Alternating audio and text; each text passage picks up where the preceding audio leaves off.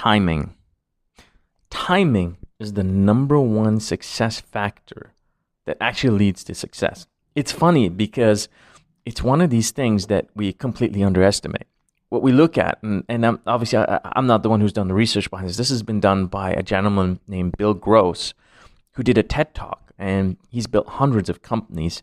And he stepped back out of curiosity to evaluate 5 factors. The team, execution, the idea, the model, and timing.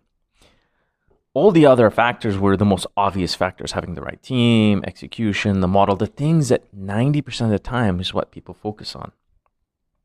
But the one factor that was the tipping point that made all his investments that were successful was timing. They happened to be in the right place at the right time. And we've heard this term before. It sounds really abstract, doesn't it? Being in the right place in the right time. Well, it has an art and a science to it.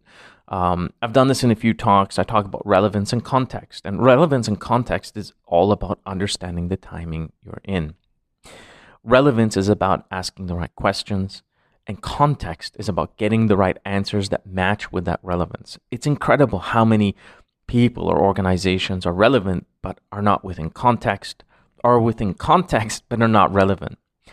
When you have the alignment and the balance between relevance and context, you know that you're most likely in the right place in the right time. The challenge with it is that you're usually within the vicinity. You're not in the exact spot. And this could be misleading. It can throw you off. You'd be like, well, it's not the right timing. I'm not in the right place. Well, imagine it like this. You're relevant and you're in context and you're within a 5-kilometer radius. Now, that doesn't sound like a lot, but that's a lot to cover when you're looking for a needle, right?